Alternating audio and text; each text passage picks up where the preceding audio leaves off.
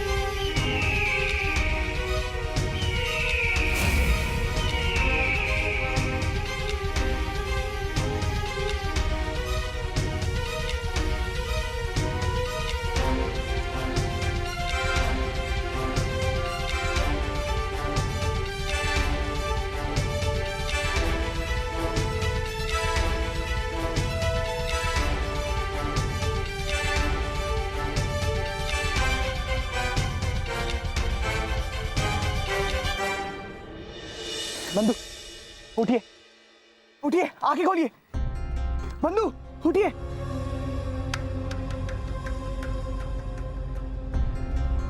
मैं बच गया, मैं बच गया। तुमने मेरी जान बचाई, धन्यवाद। बोल राम। बंधु, बंधु। पंची तो अत्यंत क्रोध में लग रहे थे। ऐसी तो नहीं है उनकी प्रकृति। और अचरज की बात तो यह है कि अकस्मात ही जाने कहां से विचरण करते हुए आए और आक्रमण कर दिया। ये तो भला हुआ दाऊ कि आप वहाँ महादेव के व्रत के लिए गए थे, नहीं तो ऐसे निर्जन स्थान पर जाता भी कौन। रक्षा करो, रक्षा करो, रक्षा करो मेरे प्राणों की रक्षा करो। रक्षा करो, रक्षा करो। संभालो अपने आप को, भयभीत मत हो, तुम यहाँ पर पूर्णतः सुरक्षित हो। तुम्हें कोई हानि नहीं पहुंचा सकता। कि तो एक बात बताओ, तुम यमुना तट पर कर क्या रहे थे और हो कौन तुम? मेरा नाम विद्याधर है। मैं एक चित्रकार हूं। देवघर से आया हूं। विचारों की प्रकृति के सानिध्य में बैठकर प्रेरणा लूंगा और चित्रकारी करूंगा। परंतु पता नहीं कहां से बाज ने आक्रमण कर दिया। चिंतित ना हो, जो हो गया सो हो गया बंधु। घाव अत्यधिक गहरा नहीं है, मैंने लेप लगा दिया है। अब मुझे कैसी चिंता, अब तो मैं कृष्णा की शरण में आ गया हूं।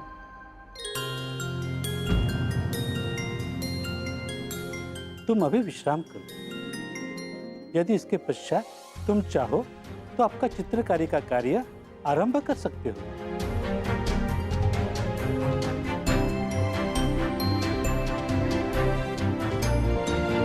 मैं चलता हूं।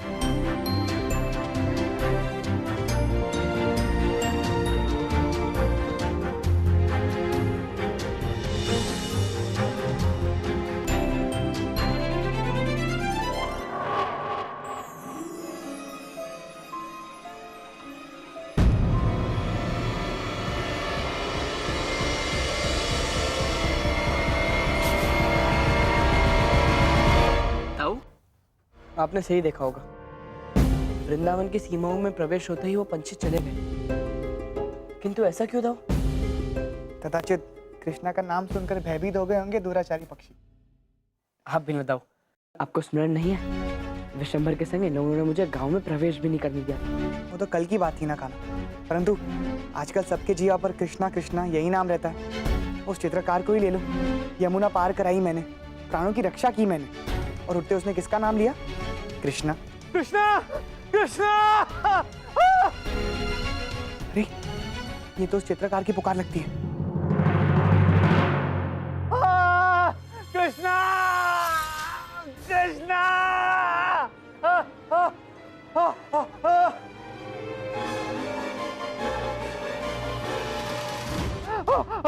कृष्णा, कृष्णा! काना तुम यही रुको, मैं अन्य लोगों को बुलाकर लेकर आता हूँ सहायता करने के लिए। कृष्णा, कृष्णा, कृष्णा! इतनी तीव्र पीड़ा हो रही है, पूरा देह अग्नि की भांति जल रहा है। कृष्णा!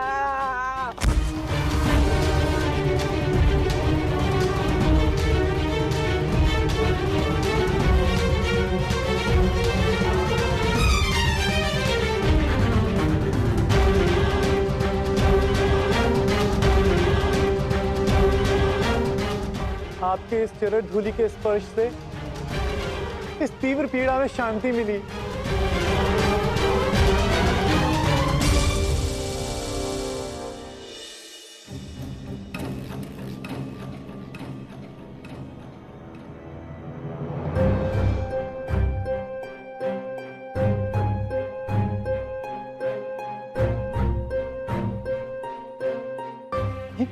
ये कैसे संभव हो सकता है? अभी तो थोड़े समय पहले हम इसे ठीक ठाक छोड़ के गए थे।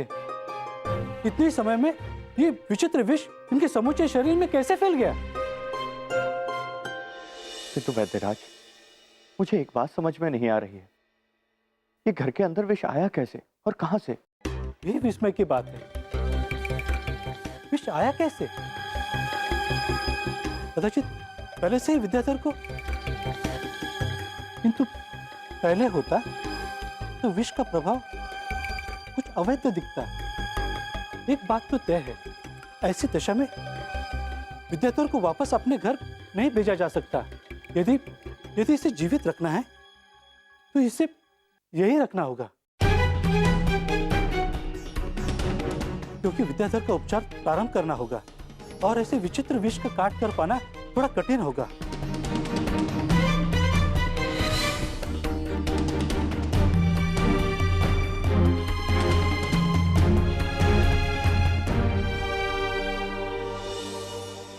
अरे वो आदमी कहाँ गया? बलराम, बलराम, बलराम पुत्र! क्या हुआ मैया?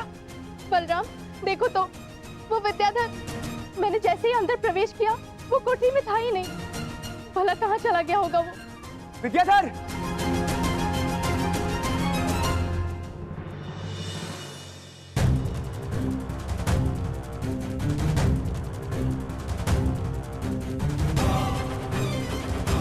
विद्याधर, विद्याधर, ये क्या कर रहे हो? उठो विद्याधर, ये क्या कर रहे हो? छोड़ दो मुझे।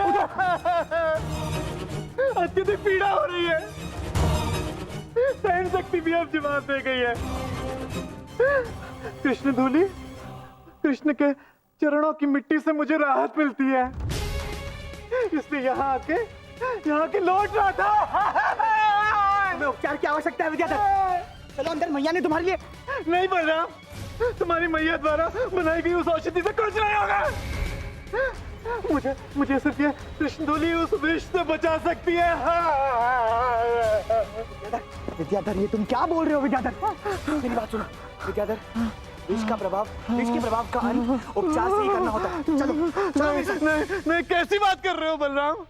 कृष्ण लीलाधर, जिन्होंने स्वयं गोवर्धन पर्वत अपनी एक उंगली में उठा दिया, क्या वो मुझसे झूठ बोलेंगे? उन्होंने स्वयं मेरा मार्गदर्शन किया है। तुम सबके जाने के बाद उन्होंने अपने चरण मेरी छाती पे रखे और मुझसे कहा कि मेरी चरण धूली को माथे पे लगा, मेरा नमन करो, उससे तुम्हें शांति अवश्य प्राप्त होगी।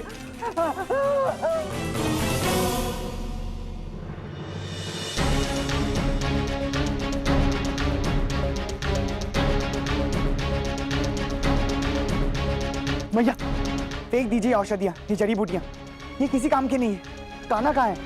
वो तो गायों को लेकर चराने गया है। कान्हा की चरण धूल से मेरा दर्द कम हो गया। मैंने कहा था ना, कृष्ण धूली चमत्कारी है, मुझे राहत मिल गई। अब मैं अंदर जा सकता हूँ।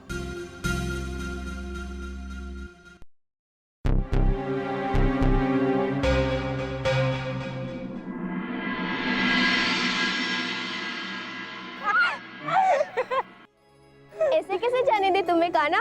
पहले हमारे प्रश्न का उत्तर तो दो, फिर मिलेंगे हमसे मुक्ति। कान्हा? ताऊ, आप यहाँ? हाँ कान्हा, वो विद्याधर कह रहा था कि तुमने उसे अपने पाँव की धूली लगाने को कहा है। ताऊ कैसी बातें कर रहे हैं? भला मैं उसे ऐसा क्यों कहूँगा? उसने स्वयं ली थी धूली। अच्छा। ताऊ, विद्याधर ने आपके साथ उपहास किया होगा।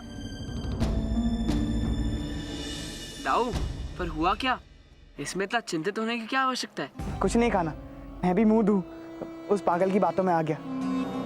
सुध बुद्धि खो दी है उसने। मैं जाके उसे औषधि लगाता हूं।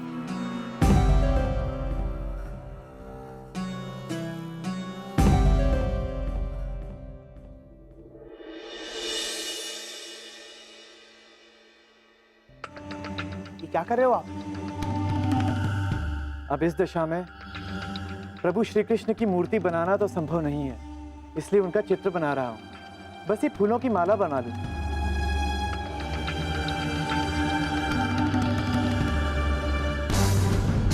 नहीं, चित्र पूरा बनाए बिना दिखाया नहीं जाता। ठीक है, मैं बनने के पश्चात देख लूंगा। तो ये बताओ, कान्हा ने कहा कि तुमने स्वयं ही उसके चरणों की धूली लगाई। क्या आपने पूछा उनसे? कैसा अनादर किया आपने उनका? अरे ये ना कहते आपसे मेरे प्रभु तो क्या कहते? तनिक विचारिए। सबका कल्याण करते हैं, सबकी रक्षा करते हैं, और यदि इसके बदले वो हमसे थोड़ी भक्ति भाव की अपेक्षा करते हैं तो क्या बुरा करते हैं। मैं आरंभ करूंगा उनका पूजन। वृंदावन के हर घर में उनके चित्र का पूजन होगा। मैं बनाऊंगा उनका चित्र। अपने प्रभु के लिए उनका ये भक्त इतना तो कर ही सकता है। धन्य है श्री कृष्ण, धन्य है।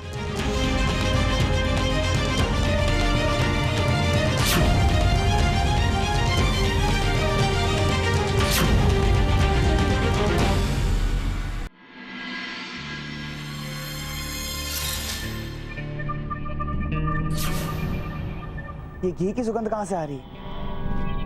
ये भी प्रभु श्री कृष्ण का ही आदेश है। मैं तो मात्र उनके आदेश का पालन कर रहा हूं।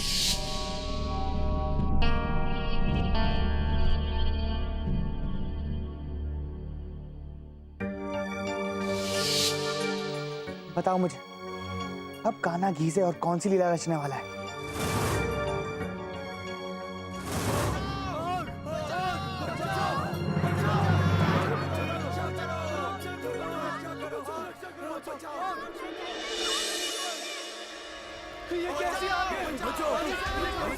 हे ईश्वर, जाने कैसे आग लग गई।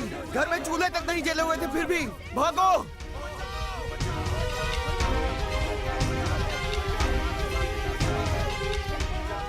ये कैसी आग है, पानी से भी नहीं बुझ रही।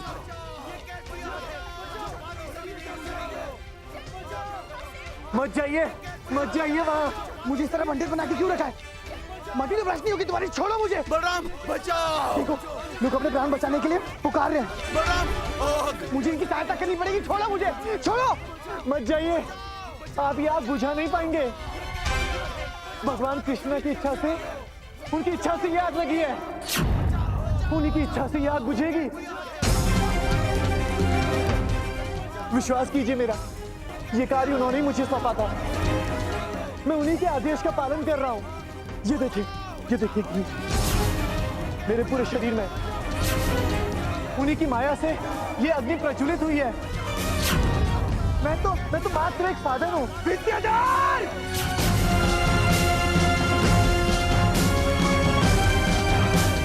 कान्हा के विरुद्ध तुम कुछ भी मिथ्या बोलोगे और तुम्हें क्या लगता है उसका दाव सुन लेगा?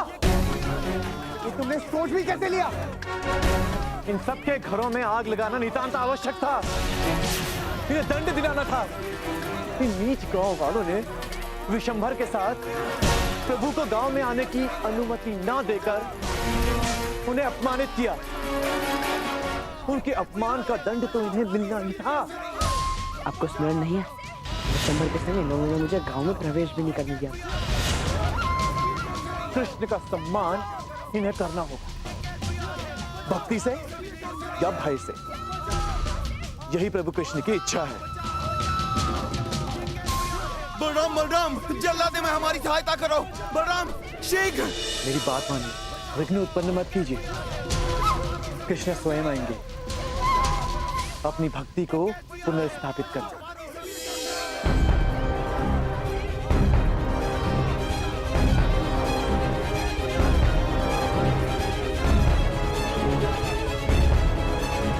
इस जल से समस्त अग्नि शांत हो। कृष्ण की, कृष्ण की, कृष्ण की। देखिए बलराम, हर किसी की जिह्वा पर कृष्ण का नाम है। मानो कृष्ण कृष्ण का कीर्तन हो रहा हो।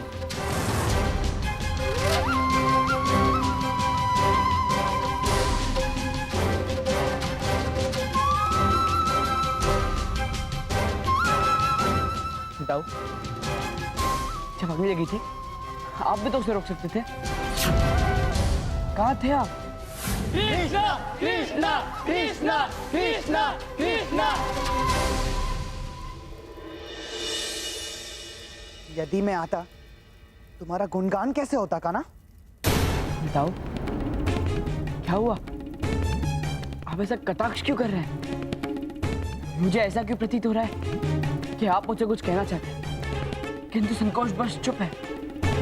बोलिए न दाऊ। अहंकार के वश में तुम क्या कर रहे हो तुम्हें बोध भी है कान्हा? अपने ही लोगों पे भयभीत हूं। तुम्हारा ये अहंकार तुम्हारे विनाश का कारण ना बने। कृष्ण की जय, कृष्ण की जय, कृष्ण की जय, कृष्ण की जय। इतना अहंकारी, इतना घमंडी मेरा कान्हा नहीं हो सकता। कृष्ण की जय, कृष्ण की जय।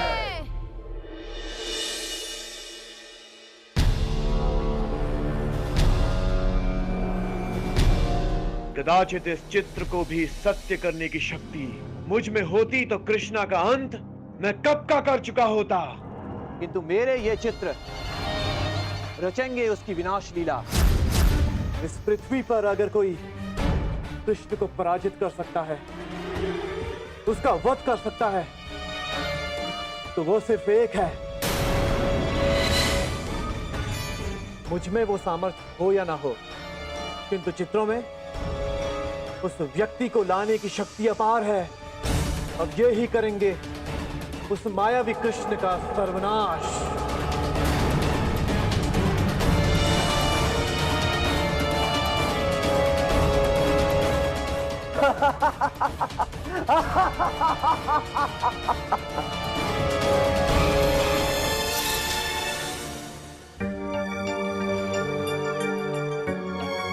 भैया दाऊ कहाँ है?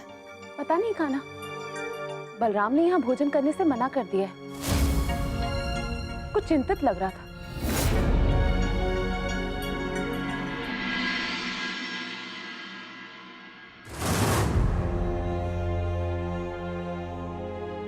कान्हा से क्रोधित हो? नहीं मैया, चिंतित हूँ। यूँ देख सकता हूँ कि गलत हो रहा है। हो सकता है पुत्र तुम्हारा दृष्टिकोण गलत हो, क्योंकि कान्हा से कुछ गलत हो ऐसा संभव नहीं। बस यही दुख है, अंधविश्वास। मैया आप भी भली बात ही जानती हैं, अंधविश्वास अहंकार का जन्मदाता होता है। अगर कान्हा में अहंकार ना होता तो अपने दाऊ से बात करना अवश्य आता। दाऊ, मुझे आपसे बात करनी।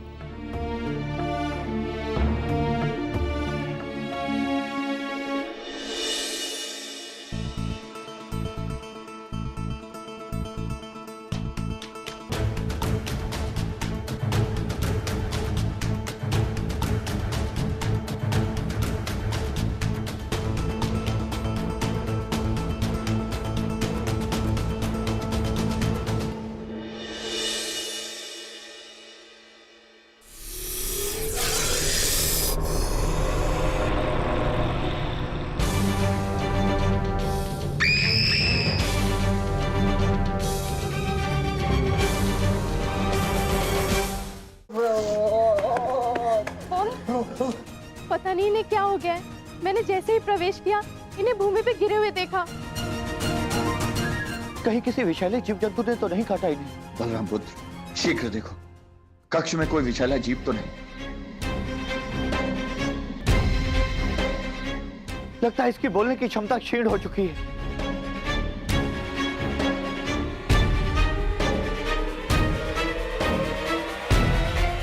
तारिक, ये देखिए, इनके शरीर पे कैसे निशान उभर रहे हैं।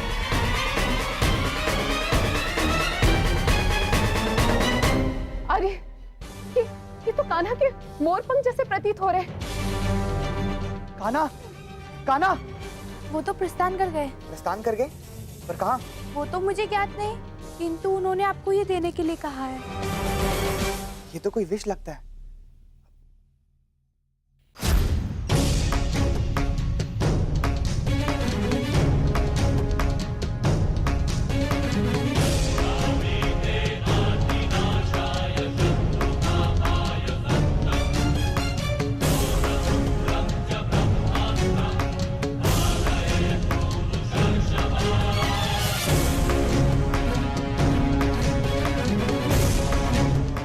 आप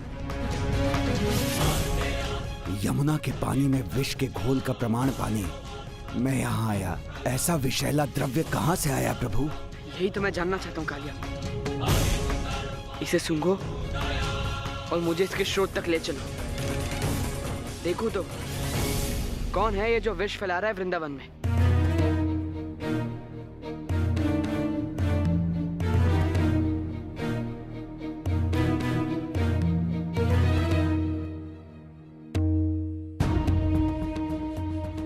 शीघ्रतम कालिया, मुझे ऐसा क्यों प्रतीत हो रहा है कि बहुत बड़ा षड्यंत्र रचा जा रहा है वृंदावन के विरुद्ध। इस षड्यंत्र का रचयिता कौन है ये जानना नितांत आवश्यक है।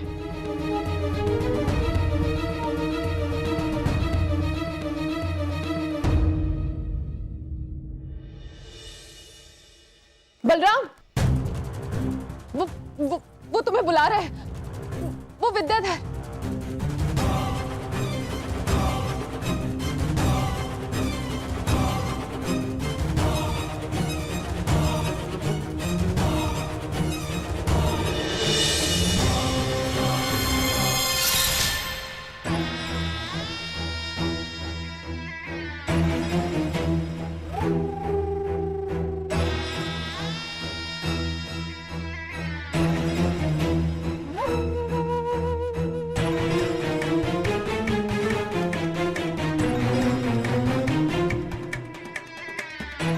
ऐसी गति दुर्गति करनी थी मेरी तो मुझे मर जाने दिया होता बलराम।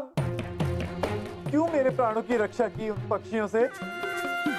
अपनी मनोकामना पूरी करने के लिए मुझे दंडित कर रहा है, मुझ पर अत्याचार कर रहा है। कान्हा ने तुम्हारा?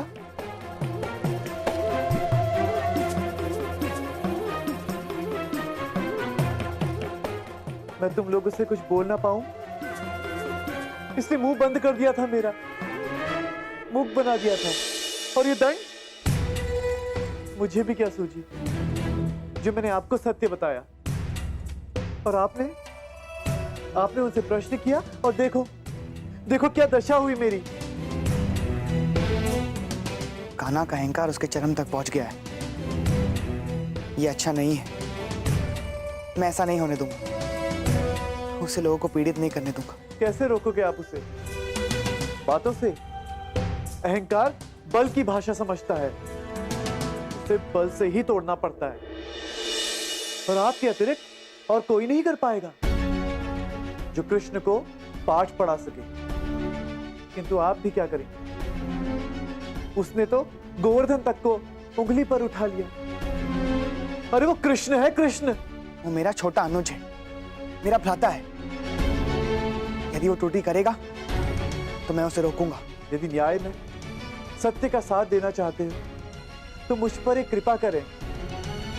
मुझे रात के अंधेरे में वृंदावन के बाहर सुरक्षित छोड़ आइए। किंतु निवेदन है कृष्ण को इस बात का पता ना चले। तुम अतिथि हो हमारे विद्याधर, तुम्हें भयभीत होने की कोई आवश्यकता नहीं। कैसे भयभीत ना हूं? कैसे? जब मेरे प्राणों पर बनाई है। आपके यहाँ अन्न जल ग्रहण करने में भी भय लग रहा है। पता नहीं कृष्ण ने क्या माया रच रखी है। मुझे इस भय से मुक्ति दिलवाइए। तुम चिंता ना करो, मैं तुम्हें वचन देता हूं, मैं तुम्हें कोई हानि नहीं पहुंचाने दूंगा।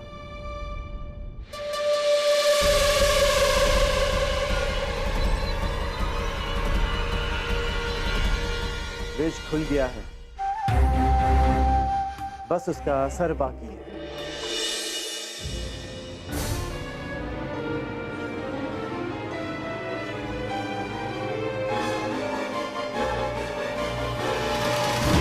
प्रभु, ये वो अंतिम छोर है जहां से उस विष की गंध मेरी नासिका प्राप्त कर पा रही है।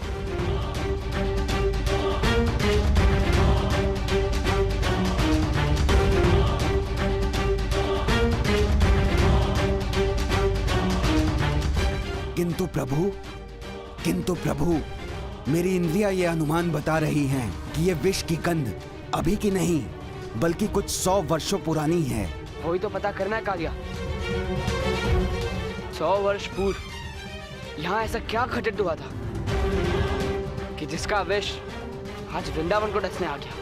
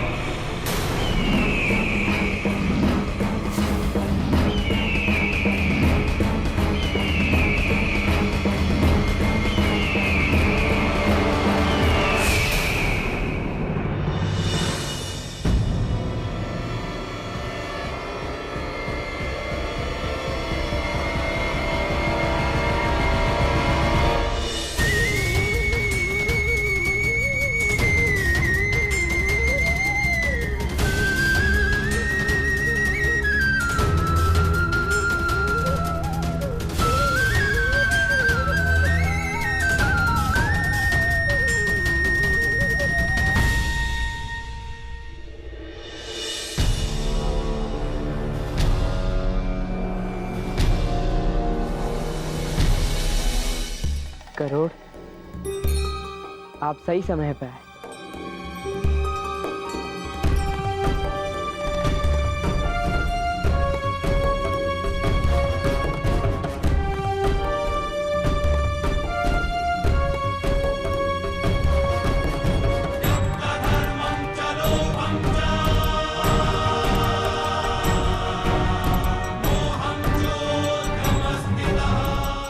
युगों युगों से शापित मेरी इस काया को मुक्त करने के लिए मेरा कोटि कोटि नमन स्वीकार हो प्रभु। कौन हो तुम? गंधर्व विद्याधर का वाहन। गंधर्व? ऐसा कोई साधारण गंधर्व नहीं प्रभु, संसार का सबसे सुंदर गंधर्व। और रूप के इसी अभिमान में वो लोगों का अनादर करता था, उन्हें नीचा दिखाता। ऋषि अग्रासा जो यज्ञ की वेदी के समक्ष तपकर काले रंग के हो गए थे, उसने उनका अपमान भी किया। क्रोधवश उन्होंने मुझे श्राप दे दिया। रूप का तुझे इतना अभिमान है, इतना घमंड है, जा आज से मैं ये तुझे श्राप देता हूं कि तू भयावह प्राणी की तरह जीवन व्यतीत करेगा। शरीर से ही नहीं, आत्मा से भी कुरूप होगा।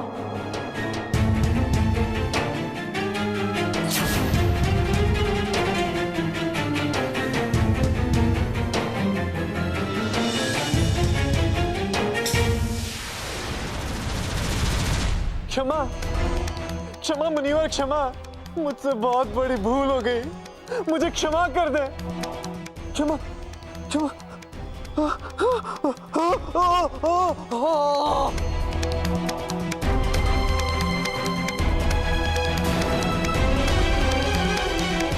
क्षमा ऋषिवर, क्षमा। क्षमा ऋषिवर, क्षमा। अब क्षमादान तो तुम्हें स्वयं विष्णु भगवान ही देंगे, जिनकी पूजा में तुमने विघ्न डाला है। किंतु तुम्हें उस समय की धैर्यपूर्वक प्रतीक्षा करनी होगी। महानाग। और प्रभु, सबसे दुख की बात यह है कि विद्याधर को अभी ये स्मरण भी नहीं कि वो गंधर्व थे। अपने को विशैला महासर्प जानकर वो अब अधर्मियों के आदेश का पालन कर रहे हैं, उनका साथ दे रहे हैं। कौन है वो जो उसके विष का, उसके श्रापित काया का ऐसा उपयोग कर रहा है?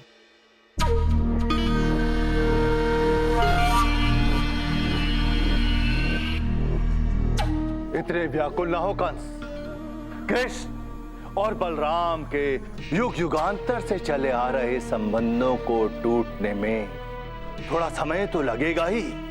मुझे इस बात का भय है गुरुदेव कि कहीं इस बात की भनक न लग जाए, कहीं हमारे इस कुचक्र, हमारे षड्यंत्र को तोड़ने में वो सक्षम ना हो जाए। तुम भूल रहे हो कंस, इस बार मेरा लक्ष्य कृष्णा नहीं बलराम है, और बलराम हमारे इस कुचक्र के जाल में अवश्य फंसेगा। बलराम को कृष्णा के विरुद्ध जाने से अब कोई नहीं रोक सकता। और कंस, तुम्हें तो भली भांति ज्ञात है कि सृष्टि में, इस संसार में यदि कोई कृष्णा को परास्त कर सकता है तो वो है बलराम। बलराम के आगे कृष्णा की सभी शक्तियां क्षीण हो जाती हैं। सत्य कहा आपने, बलराम ही मेरे काल का वध कर सकता है।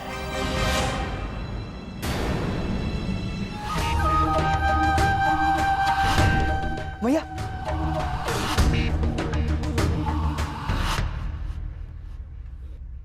भैया, आपने इसी पात्र में विद्याधर को दूध दिया था।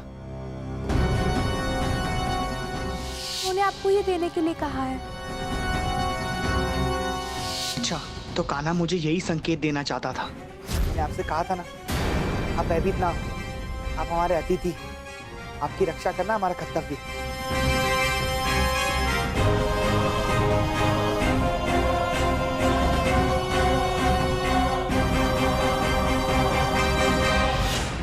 बस आप विश्राम कीजिए।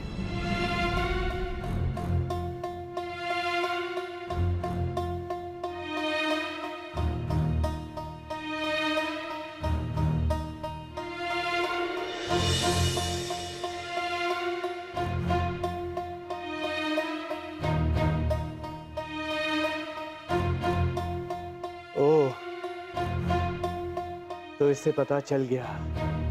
दाऊ, कान्हा, अब मैं समझा कि तुम ये पात्र क्यों छोड़कर गए थे। ये विष उस सर्प का है जो तुम्हारे विरुद्ध मेरे हृदय में विष घोल रहा था। कदाचित पंछियों ने आक्रमण इसीलिए किया होगा कि उन्हें भड़क लग गई थी। ये एक सर्प है। नहीं दाऊ, वो पंछियों के समक्ष जानबूझ के आया ताकि वो इस पर आक्रमण कर सके। इसका उद्देश्य आपको आकर्षित करने का था ताकि आप उसे वृंदावन ले आए, हमारे घर। याद हो दाऊ, समुचित षड्यंत्र के रचयिता और कोई नहीं, गुरु शुक्राचार्य हैं।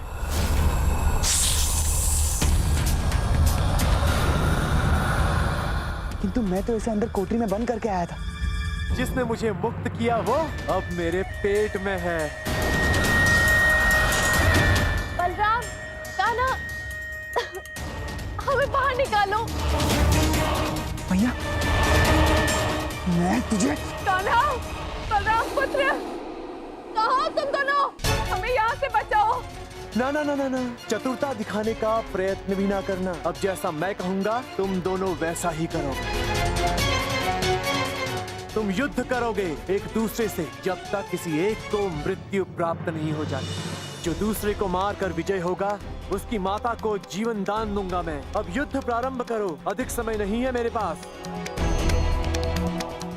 और स्मरण रहे, मुझ तक आने की या मुझे कोई क्षति पहुंचाने का प्रयत्न भी ना करना, नहीं तो दोनों की माताओं को अपने पेट के अंदर ही मृत्यु के घाट उतार दूंगा।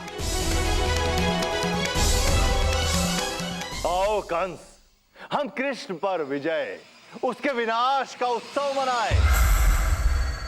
दोनों भ्राताओं के मध्य का युद्ध हमारी विजय का उद्घोष है।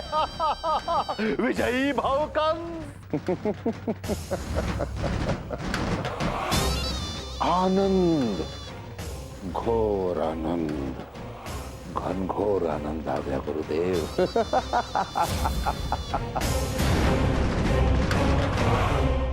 अपनी पूरी शक्ति से प्रहार करो, तनिक करुणा भी ना करना, वरना तुम्हारी माताओं का अंत निश्चित है।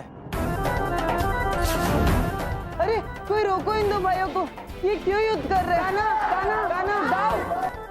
कोई समीप नहीं आएगा, हमें रोकने का कोई प्रयत्न नहीं करेगा। हमारी माताओं के प्रण विपदा में।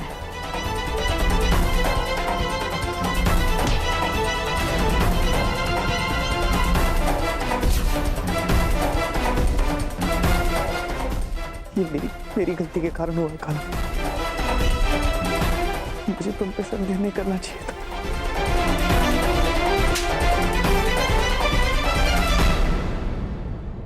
दाऊ, रुके मत, ये समय भावुक होने का नहीं है। प्रहार करते जाइए, हमें हमारी माताओं की रक्षा के लिए ऐसा करना होगा। सत्य कहा है कृष्ण ने, जब तक तुम में से एक भ्राता मृत्यु को प्राप्त नहीं हो जाता, युद्ध करते रहो। बलराम, तुम वो शिला क्यों नहीं उठाते? उस शिला से कृष्ण का अंत करो।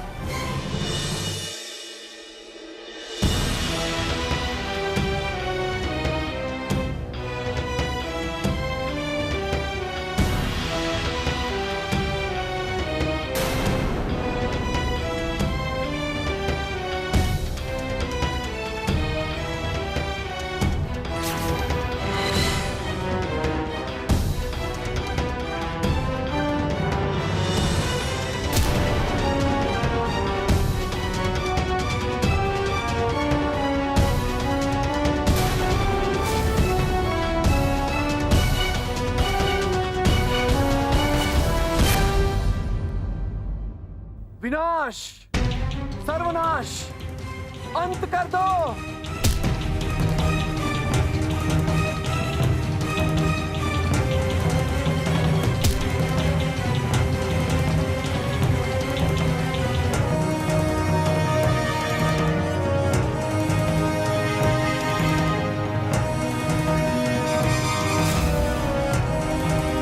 दोनों भ्राताओं की एक साथ मृत्यु, ये तो बहुत बुरा हुआ। अब उनके बिना उनकी माताएं जीवित रह के क्या करेंगी? मैं उन्हें भी मार देता हूं, तनिक पुष्टि तो कर लो, प्राण कहीं शेष ना हो।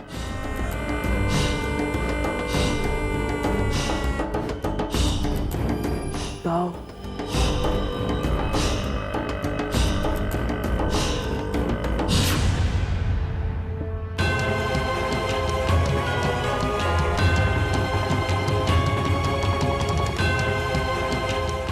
दाऊ, इसका मुख पकड़े छोड़ेगा नहीं।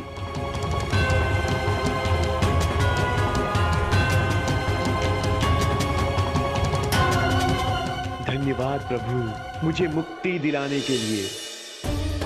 यदि तुम्हें आभार व्यक्त करना ही है विद्याधर, तो अपने उस वाहन, उस तोते का आभार व्यक्त करो जिसने श्राप से तुम्हारी मुक्ति का मार्ग मुझे बताया। प्रभु, विद्याधर जब सर्पनाग रूप में हो तो उनकी पूंछ को स्पर्श कीजिएगा, श्राप से तुरंत वो मुक्त हो जाएगा। धन्यवाद। ये मैंने कैसा अधर्म किया? जो मेरा मुक्तिदाता है, जिसने मुझे श्राप से मुक्त किया, मैं उसी का अंत करना चाह रहा था। हमसे बहुत बड़ी त्रुटि हो गई है, हमें क्षमा कर दीजिए। व्यथित ना हो विद्याधर, ये विधि का विधान था। श्राप से ग्रसित तुम्हारी मुक्ति मेरे द्वारा ही नियत थी। यही तुम्हारी नियति है। तुम्हारे श्राप को ढाल बनाकर कोई मेरा अंत करना चाह रहा है, और ये प्रयत्न वो निरंतर कर। किंतु अब समय आ गया। अंतिम प्रहार, अंतिम वादन।